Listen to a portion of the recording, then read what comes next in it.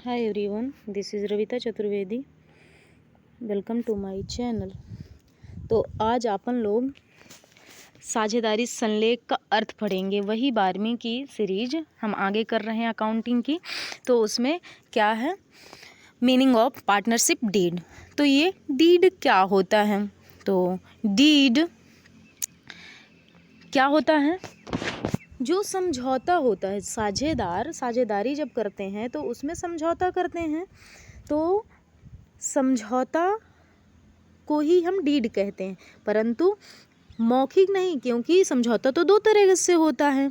Agreement दो तरह से होता है, वो रिटन भी होता है, ओरली भी होता है. तो रिटन वाले को हम साझेदारी समझौता कहते हैं या पार्टनरशिप डीड कहते हैं. तो साझेदारी संलेख से आशय ऐसे समझौते से होता है जो साझेदारों के बीच लिखित में किया जाता है. इसमें स्टाम्प की आवश्यकता होती है. अब लिखित होता है तभी तो ये प्रमाण के रूप में कार्य करता है, इसलिए इसमें स्टाम्प की आवश्यकता होती है. इसीलिए इसको प्रमाण के रूप में प्रयोग किया जाता है, जो स्टाम्प लगा होता है, जिसके कारण यह साझेदारी समझौते को और भी अधिक मजबूत बनाता है. इसमें साझेदारी व्यवसाय को संचालित करने से संबंधित एवं साझेदारों के अधिकार एवं दायित्वों का वर्णन किया जाता है. यह तैयार करना अनिवार्य नहीं होता है. यह आवश्यक नहीं है कि सभी साझेदारों को यह मिलकर के बनाना ही है. इसके बिना भी साझेदारी चलाई जा सकती है. यानी कि साझेदारी संलेख होना अनिवार्य नहीं है या बनाना अनिवार्य नहीं है. ऐसा प्रश्न पूछता है, साझेदारी संलेख बनाना अनिवार्य है? तो नहीं, ये ऐच्छिक होता है. और इसमें साझेदारों के अधिकार, कर्तव्य, दायित्व और आपसी विवाद को हल करने में यह सहायक होता है. इसमें यही सारी चीज़ें लिखी हुई होती हैं. और साझेदार किस प्रकार से पृथक हो सकता है, किस प्रकार से नए साझेदारों का प्रवेश हो सकता है, व्यवसाय की स्थिति क्या होगी, कहाँ होगी, यही सारी बातें इसमें लिखी हुई होती हैं. तो साझेदारी संलेख का मतलब समझ में आया? साझेदारी संलेख वह प्रपत्र होता है या ऐसा प्रपत्र होता है जिसमें साझेदारों के बीच अनुबंध को लिखित रूप में प्रदर्शित किया जाता है. उसी को हम साझेदारी संलेख कहते हैं. तो साझेदारी संलेख समझ में आया. फिर इसको आगे हम बढ़ाते हुए देखते हैं कि साझेदारी संलेख की प्रमुख बातें या साझेदारी संलेख में कौन कौन सी बातें होती हैं, कौन कौन से तथ्य होते हैं इसमें, ये हम देखते हैं. साझेदारी संलेख की प्रमुख बातें main content of partnership deed. इसमें मेन कंटेंट क्या होता है, यह क्यों इतना स्पष्ट होना चाहिए, क्यों ये लिखित होना चाहिए, यह हम देखते हैं.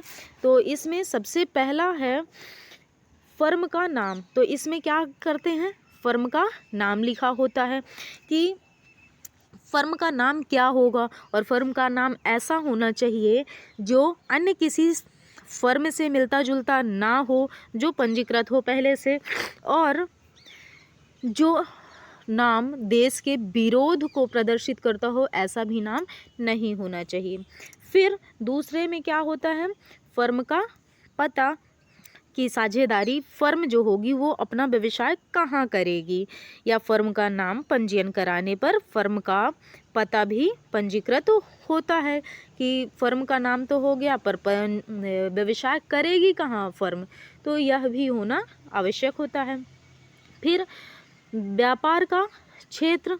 तो व्यापार का क्षेत्र कैसा होगा, मतलब व्यापार वो कहाँ कहाँ करेगी फर्म, कि राष्ट्रीय होगा. राष्ट्रीय का मीन्स अपने देश में, अंतर्राष्ट्रीय होगा कि एक देश से दूसरे देश में, मतलब भारत में अगर वस्तुएं बन रही हैं तो बेचेंगी कहाँ, या स्थानीय हो सकता है, प्रांतीय हो सकता है, मतलब इसका क्षेत्र कहाँ तक फैला हुआ होगा उत्पादन का या क्रय विक्रय का. फिर साझेदारों के नाम पते, कितने साझेदार हैं, उनका क्या क्या नाम है. फिर ये कहाँ के हैं, ये सारी जानकारी पार्टनर्स के दी हुई होती है। फिर नए साझेदार का प्रवेश, तो नया साझेदार किन किन शर्तों के अधीन आ सकता है, कितनी पूंजी लगाएगा, क्या कार्य करेगा, या नए साझेदार को प्रवेश दिया भी जाएगा कि नहीं दिया जाएगा। अगर दिया जाता है तो उसकी पूंजी और कार्य स्पष्ट होगा, या लाभ में उसका कितना हिस्सा होगा, यह सारी बातें संलेख में ही स्पष्ट की जाती हैं। फिर साझेदारों की पूंजी, तो साझेदारों की पूंजी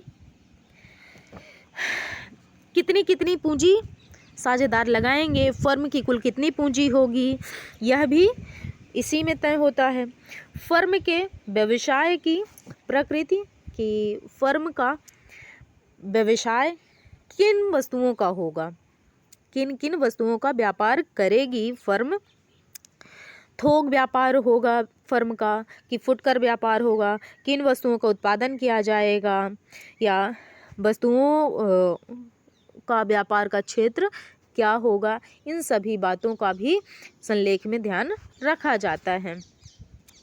फर्म की अवधि, फिर 8वां है फर्म की अवधि, तो फर्म कितने दिनों के लिए प्रारंभ किया जाएगा, फर्म कितने समय में बंद किया जाएगा, कितने समय तक कार्य करेगा, या ऐसा भी हो सकता है कि जब तक इच्छा है चलती रहेगी असीमित, कोई उद्देश्य नहीं होता है। तो फर्म की अवधि भी तय होनी चाहिए कि कितने अवधि में व्यवसाय चलेगा। फिर आगे आता है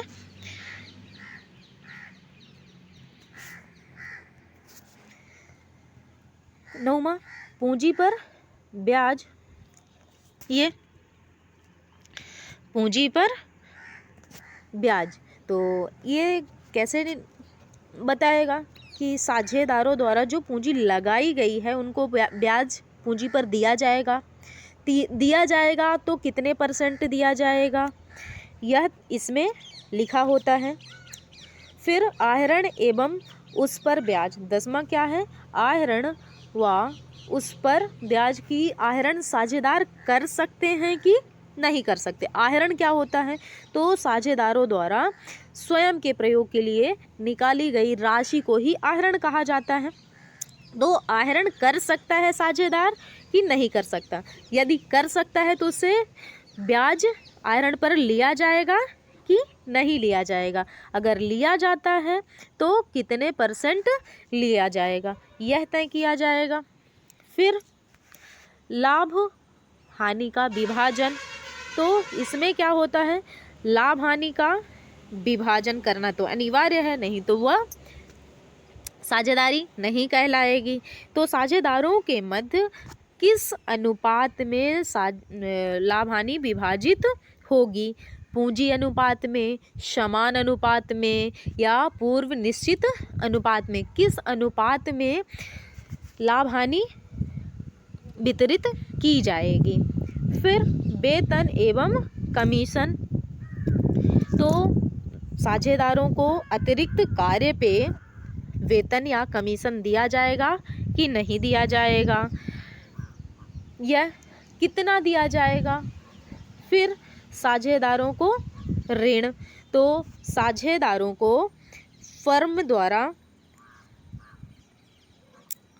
ऋण दिया जा सकता है या नहीं, जब उनको आवश्यकता होगी तो उनको ऋण दिया जाएगा या नहीं दिया जाएगा। ऋण दिया भी जाएगा तो कितना दिया जाएगा,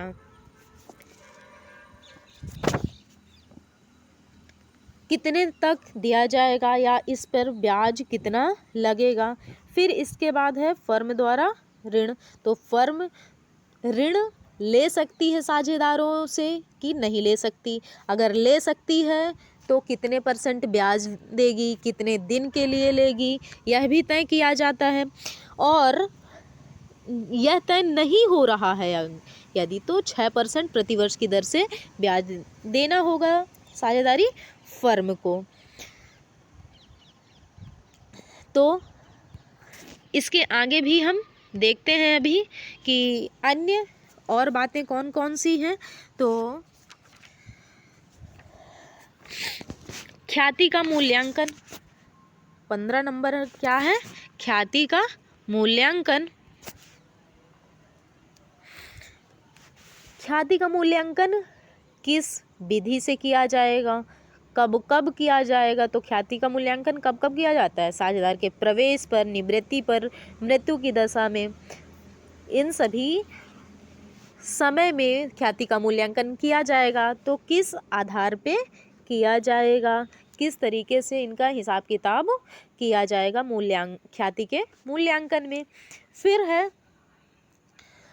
16 नंबर है फिर लेखा व उसका अंकेक्षण। साझेदारी फर्म का लेखांकन किस आधार पे रखा जाएगा, किस पद्धति से रखा जाएगा, उसका अंकेक्षण कराया जाएगा कि नहीं कराया जाएगा, क्योंकि अंकेक्षण कराना यहाँ अनिवार्य नहीं होता है, इसलिए कराया जाएगा कि नहीं कराया जाएगा। और कराया भी जाएगा तो किस दशा में कराया जाएगा, उसका अंकेक्षक कौन होगा, ऑडिटर कौन होगा। फिर 17 नंबर है कार्य का विभाजन। तो कार्य का विभाजन किस प्रकार से किया जाएगा, यह ध्यान रखना होगा कि साझेदार कौन सा कार्य करेगा, उनके क्या क्या अधिकार होंगे, कार्य उनके योग्यता अनुसार दिया जाएगा कि किस प्रकार से दिया जाएगा, यह भी कार्य विभाजन में तय किया जाता है। फिर 18 नंबर है बैंक खाते का परिचालन। तो बैंक खाता किस बैंक में होना चाहिए फर्म का, और किन साझेदारों द्वारा यह बैंक का परिचालन किया जाएगा। फिर 19 नंबर में है साझेदारों का बीमा। तो साझेदारों का बीमा कराया जाएगा कि नहीं कराया जाएगा, बीमित की रकम प्राप्त होने की दशा में बंटवारा किस प्रकार किया जाएगा, अगर कराया जाता है बीमा तो किस प्रकार से साझेदारों के मध्य वह बीमित राशि की बंटवारा किया जाएगा। फिर 20वें नंबर में है दिवालिया होने की दशा में। तो दिवालिया होने की दशा में यह कैसे तय करता है कि साझेदार यदि दिवालिया होता है तो उसका जो दायित्व है, उसका जो हानि है, वह किस साझेदार द्वारा वहन किया जाएगा, कौन सा शोध क्षम्य साझेदार किस अनुपात में उसका दायित्व वहन करेगा। फिर साझेदार का निकाला जाना, 21 नंबर में है साझेदार का निकाला जाना। क्या साझेदारों को निकाला जा सकता है बीच में? तो नहीं, यह नहीं किया जा सकता। हाँ, परंतु कोई साझेदार जानबूझकर अपने कर्तव्य को पूरा नहीं कर रहा, जानबूझकर व्यवसाय को हानि या क्षति पहुंचा रहा है, समझौते के अनुसार कार्य नहीं कर रहा है, तो उसको निकाला जा सकता है। तो किस तरीके से निकाला जा सकता है, उसकी प्रक्रिया क्या होगी या किस विधि से वह निकाला जाएगा, उसका क्या लेखांकन किया जाएगा, यह सब बातें यहाँ ध्यान रखनी होती हैं। फिर साझेदारी का समापन, 22 नंबर में है साझेदारी का समापन। तो किन किन परिस्थितियों में साझेदारी फर्म का समापन किया जा सकता है या किस प्रकार से समापन किया जा सकता है, यह पहले से समझौते में लिखा हुआ होता है। फिर इसके बाद है 23 नंबर में पंचायती वाक्य। तो पंचायती वाक्य क्या कहलाता है? ये ऐसा वाक्य होता है, ऐसा क्लॉज होता है कि जिसके माध्यम से विवादों का निपटारा किया जाता है। जो साझेदार हैं उनके मध्य अगर विवाद उत्पन्न होता है तो पंचायती वाक्य उसमें लिखे होते हैं कि किस दशा में अगर कौन सा विवाद होता है तो किस प्रकार से उसको सुलझाया जाएगा।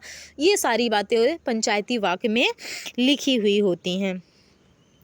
फिर 24 नंबर में है साझेदार के अधिकार व कर्तव्य, कि साझेदार के कौन कौन से कार्य होंगे, व्यवसाय के संचालन में कौन सा साझेदार किस प्रकार से सक्रिय होगा, किस प्रकार से कार्य करेगा और क्या उसके उत्तरदायित्व होंगे। फिर उसके बाद है साझेदार की मृत्यु। तो साझेदार की मृत्यु अगर बीच में हो जाती है तो उसको दी जाने वाली रकम की गणना किस प्रकार किया जाएगा, लाभ की गणना किस प्रकार से की जाएगी, उसके उत्तराधिकारी को राशि दी जाएगी कि उसके उत्तराधिकारी को साझेदार बनाया जाएगा, इन सभी बातों का संलेख में वर्णन किया जाता है। तो यहाँ पे 25 ऐसे कंटेंट थे जो साझेदारी संलेख में दर्शाए जाते हैं, या इसी को तो हम साझेदारी संलेख कहते हैं कि संलेख ऐसा प्रपत्र है जिसमें यही सारी बातें लिखी होती हैं, किस प्रकार से व्यवसाय का संचालन करना है, किस प्रकार से साझेदार एक सहमत होंगे, किस प्रकार से साझेदारों का अधिकार होगा, दायित्व होगा, या साझेदारी फर्म किस प्रकार से चलाई जाएगी, यही सारी बातें साझेदारी संलेख में लिखा हुआ होता है। इसी प्रपत्र को हम साझेदारी संलेख कहते हैं। फिर से बता रहे हैं कि साझेदारी संलेख बनाना अनिवार्य नहीं होता है, यह ऐच्छिक होता है, क्योंकि यह सवाल कई बार ऑब्जेक्टिव टाइप में बन जाता है। इसलिए आपको ध्यान रखना है कि साझेदारी संलेख बनाना अनिवार्य नहीं होता है। तो यह वीडियो क्या आपको पसंद आई तो कमेंट में बताइएगा कि पसंद आई कि नहीं आई, कहाँ पे ज़रूरत है इसको सुधारने की।